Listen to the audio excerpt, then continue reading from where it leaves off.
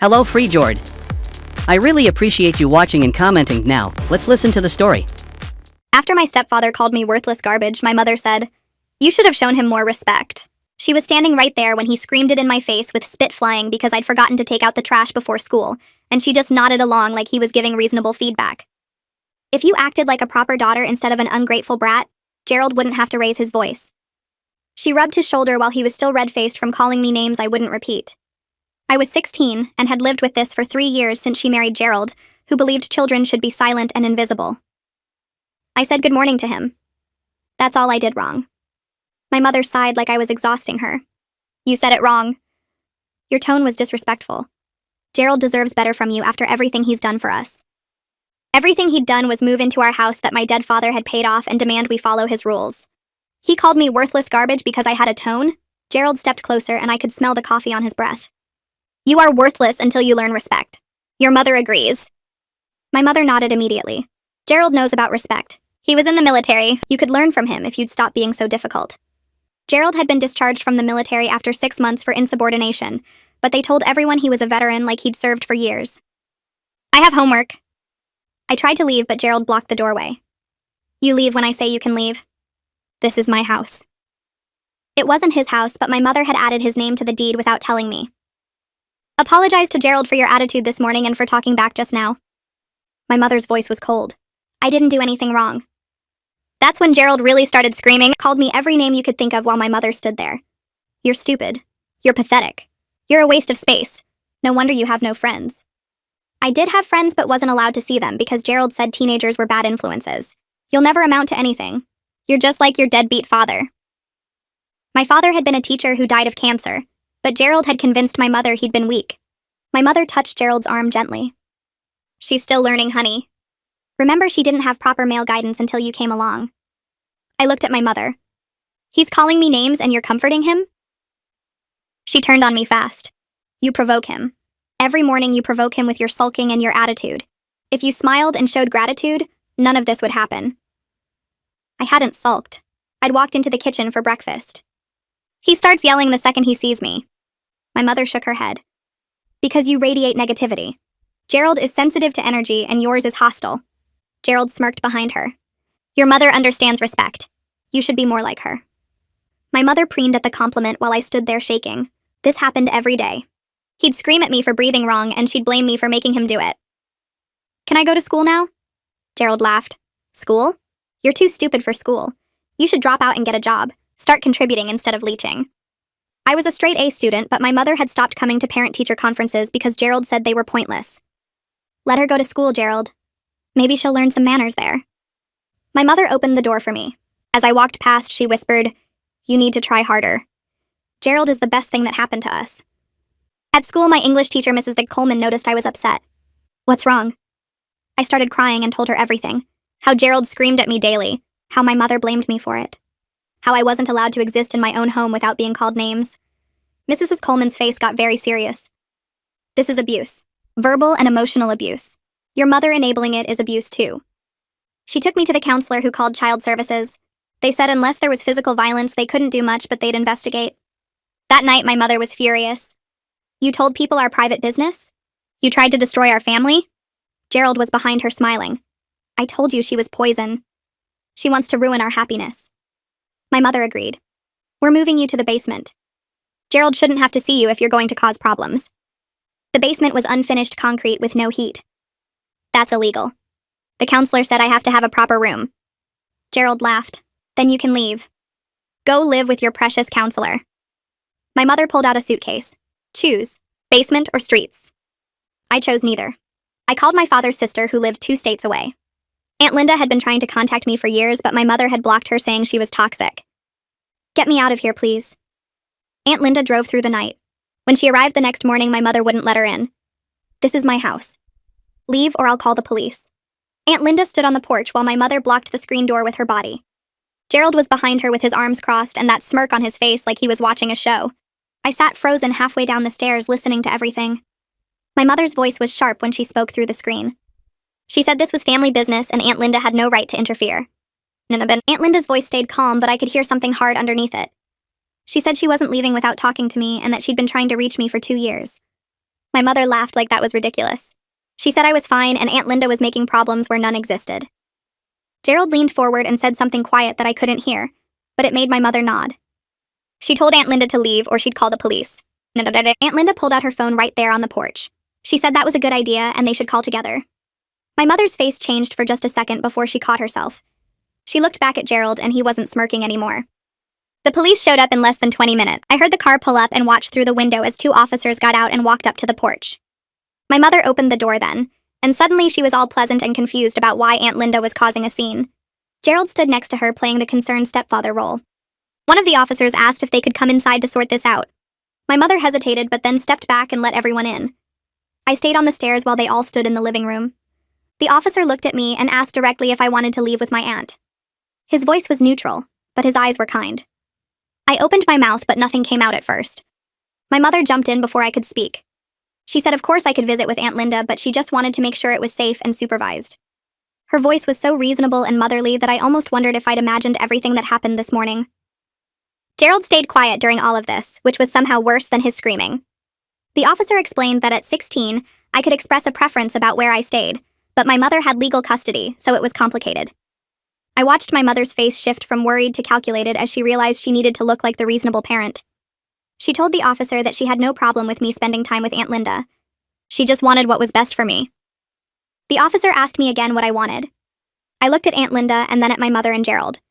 I said I wanted to have lunch with Aunt Linda. Just lunch. My mother smiled and said that sounded lovely. The officer made notes and asked Aunt Linda where she was staying. She gave him the hotel name on Route 9. He said that was fine and told my mother and Gerald that this was a voluntary visit.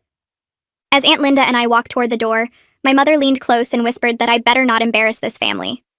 The familiar guilt rose up in my chest like water filling my lungs. Aunt Linda drove us to a restaurant about 15 minutes away from the house. She ordered food, but I was too nervous to eat anything. My stomach felt twisted up tight. She reached across the table and put her hand over mine. She said we had time and I didn't have to rush. Then she pulled out a folder from her bag. Inside were papers with official-looking headers and numbers. She spread them out on the table between our plates. She showed me documents about my father's estate and bank statements and the original house deed. The deed only had my parents' names on it, not Gerald's. She explained that my mother adding Gerald's name might be legal, but there was something else.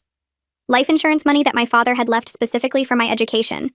It should have been in an account, but it wasn't there anymore. The money had disappeared. I started crying right there in the middle of the restaurant. Other people were eating and talking, and I was crying because I didn't even know that money existed. Aunt Linda reached across and held my hand tighter. She said she'd been trying to get information for 2 years, but my mother blocked everything. She pulled out her phone and showed me her call log.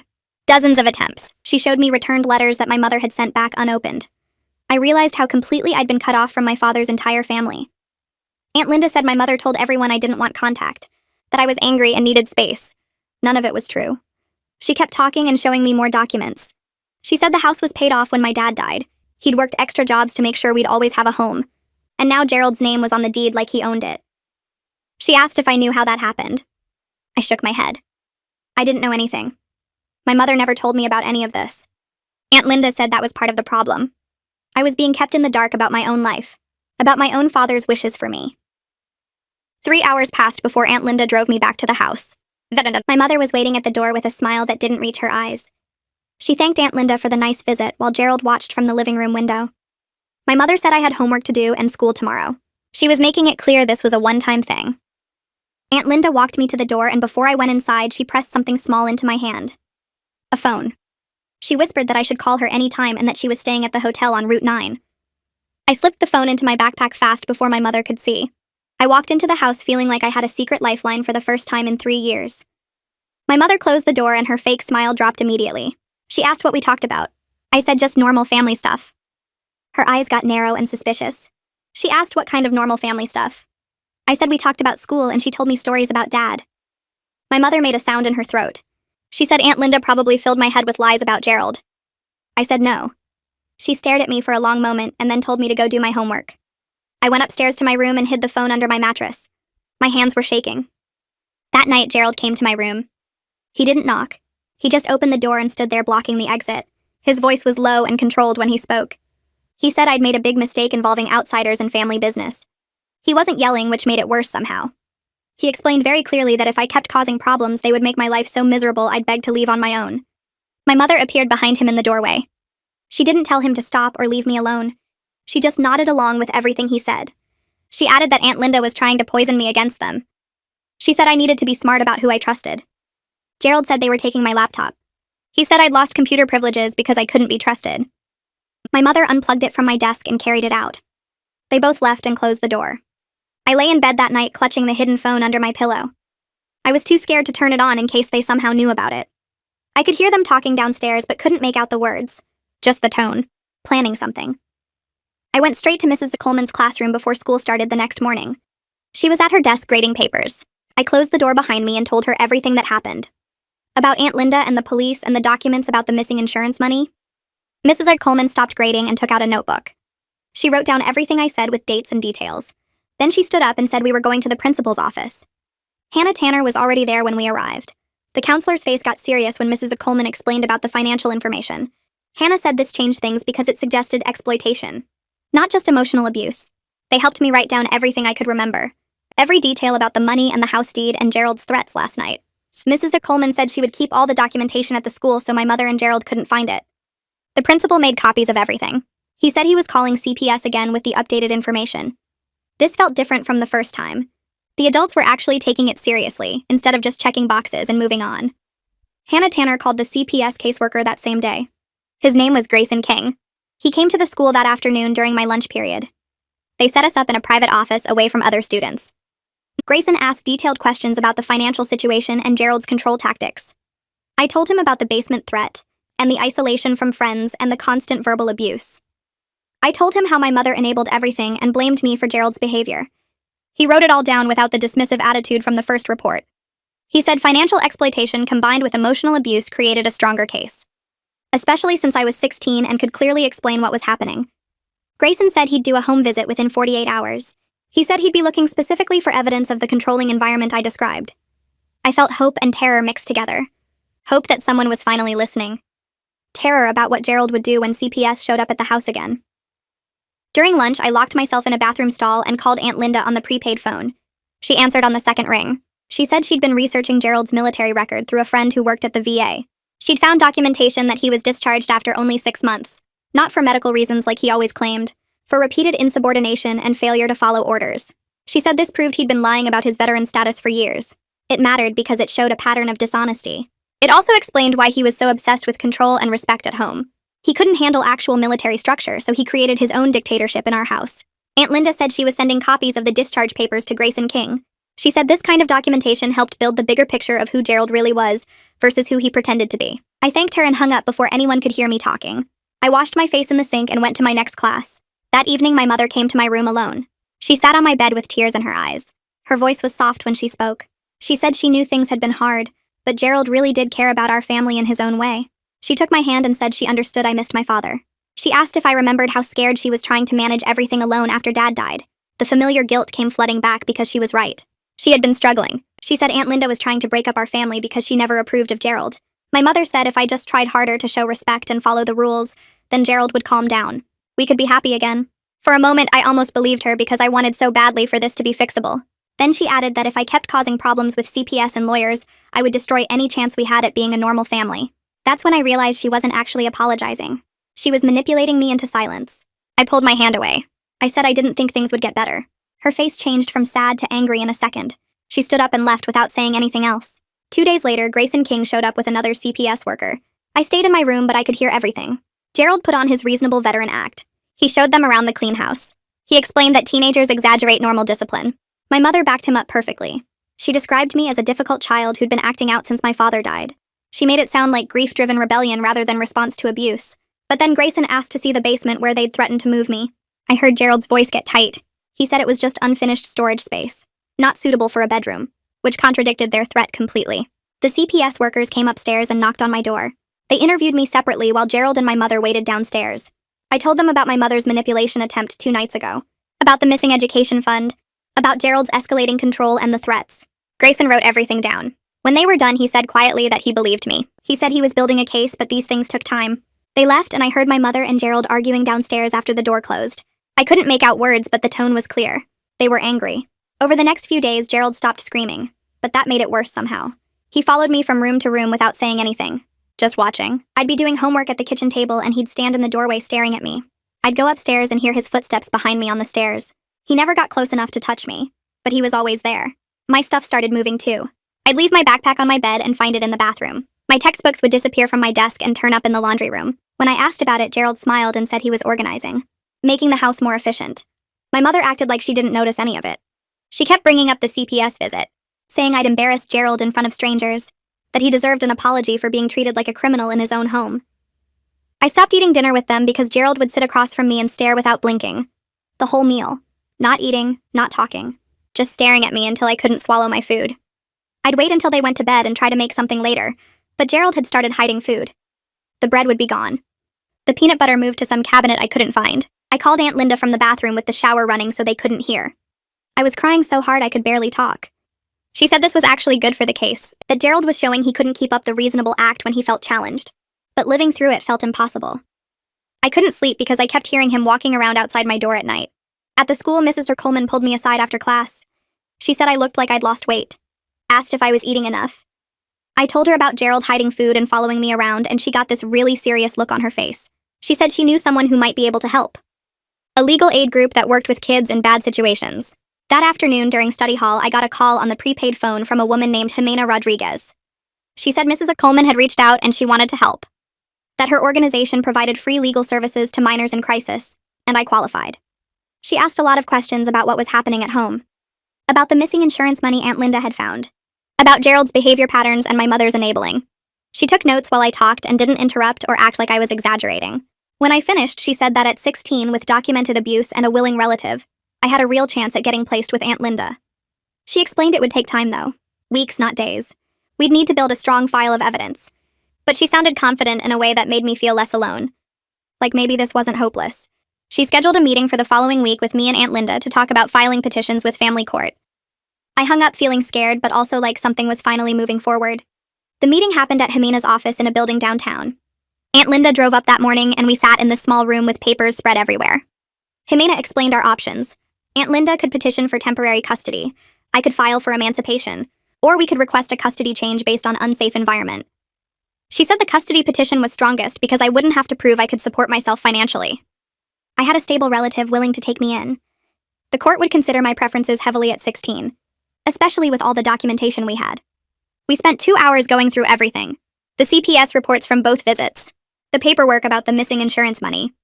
Gerald's fake military record that Aunt Linda had gotten. The basement threat. Written statements from Mrs. Coleman and Hannah Tanner about what they'd observed. Jimena spread it all out on the table and made notes. She said we'd file the petition within the week and request an emergency hearing because of how things were getting worse at home. I felt scared sitting there looking at all that evidence of my life, but also relieved that someone was finally taking it seriously. That there was a plan. That night I couldn't sleep. I kept thinking about my mother and trying to understand how she became someone who'd choose Gerald over me. I remembered Aunt Linda saying something about my mother having a rough childhood. I used the prepaid phone to call her around midnight, asked her to tell me about it. Aunt Linda was quiet for a minute, then explained that my mother grew up in a house where she got blamed for her father's anger, that she'd been taught keeping the peace meant accepting bad treatment. That my dad had spent years helping her heal from that. But after he died, she fell back into old patterns. Gerald's controlling behavior probably felt familiar to her in some twisted way. Understanding that made me sad instead of just angry. I could see how my mother's own trauma made her unable to protect me. But Aunt Linda was really clear that explanation didn't equal excuse. My mother's past didn't justify her enabling Gerald's abuse. I had the right to choose safety even if she couldn't. That helped somehow. Knowing it wasn't really about me. That my mother was broken in ways I couldn't fix. Wednesday morning, Jimena filed the custody petition and the motion for emergency hearing. By Thursday afternoon, my mother got the official notice from the court. She came to my room shaking. Her face was red and she was holding the legal papers in her fist. She started yelling about how I could do this to her after everything she'd sacrificed. Gerald stood behind her in the doorway. He called me ungrateful. Said Aunt Linda had poisoned my mind. My mother cried that I was destroying our family, embarrassing her in front of the whole town. I told her I just wanted to be safe. She screamed that I was safe, that I was dramatic and spoiled, that normal discipline wasn't abuse no matter what lawyers said. For the first time, I didn't apologize, didn't try to explain. I just stood there and let her see that I wasn't backing down. Something changed in her face then. Like she finally understood I was serious about leaving. She stopped yelling and just stared at me. Then she turned and walked out. Gerald followed her, but he looked back at me from the doorway with this expression I couldn't read. Over the next 2 weeks, Gerald completely lost it. He started sending me long text messages about what would happen if I went through with the custody change. Said I'd regret betraying the family. That Aunt Linda would get tired of me and kick me out. That I was too stupid and worthless to make it without them. I saved every message and sent screenshots to Jimena. My mother forwarded me emails from relatives. Gerald had contacted them trying to turn everyone against me, calling me a liar and troublemaker. I saved those too. Jimena said Gerald's inability to control himself was giving us perfect documentation. That these threats showed exactly who he really was. Mrs. Coleman called me into her office one day and said Gerald had shown up at the school trying to get access to my records. The principal had given him a trespassing warning. Each thing that happened made me more scared, but also more certain that leaving was the only option. That staying would destroy me. The emergency custody hearing was on a cold morning in February. Family court was in this old building with high ceilings and wood everywhere. I had to sit at a table with Jimena while my mother and Gerald sat across the room with their lawyer. Judge Travis Bowman came in and everyone stood up. Then I had to testify. Jimena asked me questions and I answered them for 45 minutes. Told the whole story about the verbal abuse, the isolation, the missing insurance money, the escalating threats. Gerald's lawyer tried to make me sound like a rebellious teenager making things up. But then Jimena presented the text messages, the CPS reports, the documentation about the insurance money, Gerald's discharge papers showing he'd lied about his military service. I watched the judge's face change from neutral to concerned. Aunt Linda testified about being blocked from contact for years, about being willing to provide a stable home. Mrs. Coleman came as a witness. She described how I'd changed over the past months, how I'd lost weight and couldn't focus, how she'd seen bruises on my arms from where Gerald grabbed me. I hadn't even realized she'd noticed that. The hearing lasted 3 hours. At the end, the judge said he needed 2 days to review everything before making a decision.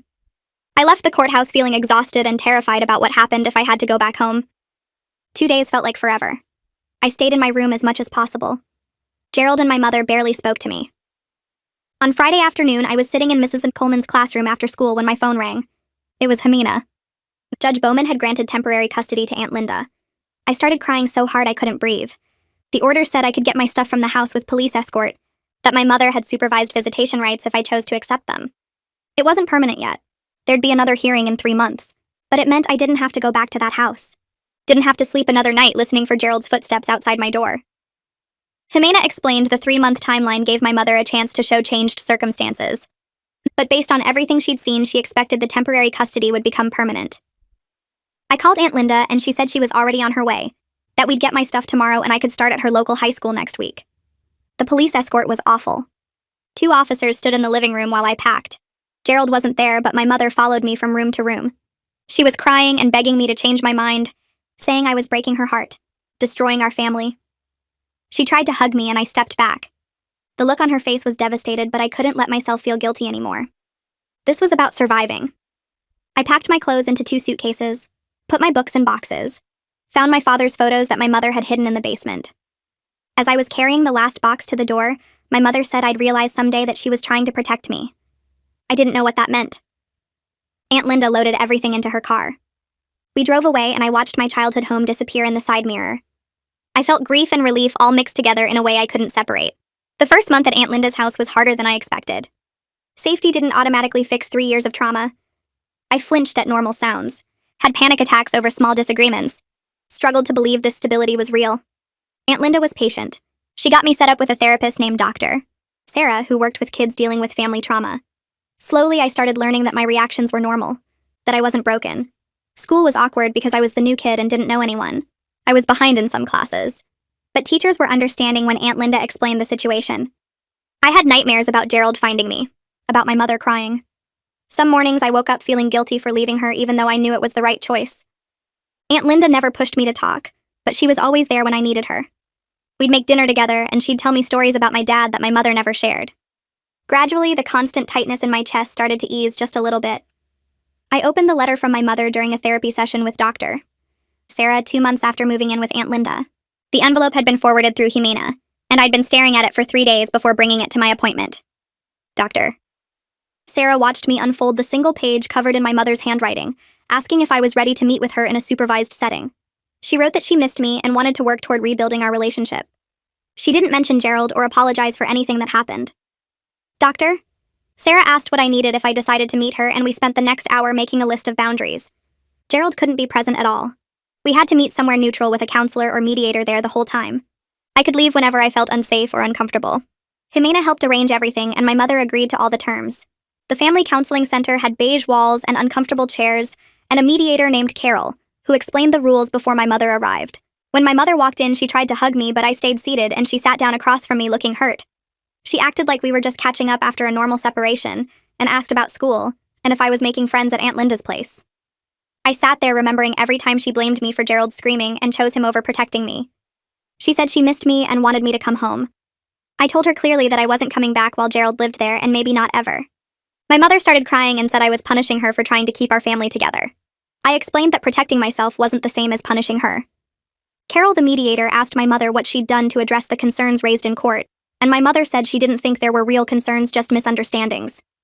We sat there for 90 minutes going in circles with my mother, refusing to acknowledge what actually happened. I left feeling exhausted, but also stronger because I'd stated my boundaries out loud to her face. I told Jimena afterward that I'd do occasional supervised visits if my mother wanted them, but not regular contact until she showed real change. 4 months after moving in with Aunt Linda, I woke up without the usual tightness in my chest and realized things felt almost normal. I'd made 2 friends at the school named Jenna and Steve who didn't know my whole story, but knew enough to understand why I lived with my aunt now. My grades had climbed back up to mostly A's and B's after the rough first month. The panic attacks still happened, but less often, and I could usually manage them with the breathing techniques Dr. Sarah taught me. Jimena called to say the final custody hearing was scheduled for next month, and she felt confident about permanent placement with Aunt Linda. My mother was still with Gerald and hadn't completed any of the counseling the court recommended. I was starting to think about college applications and maybe studying psychology to help other kids stuck in situations like mine. Aunt Linda and I had gotten into a routine of cooking dinner together most nights while she told me stories about my father. She described how he used to grade papers at the kitchen table and leave encouraging notes for struggling students. How he volunteered at the library on weekends reading to little kids. My mother had never shared these details, and hearing them helped me remember him as a real person, instead of just an empty space in my life. I still carried sadness about losing my mother, and anger about the 3 years I lost to Gerald's abuse. Dr.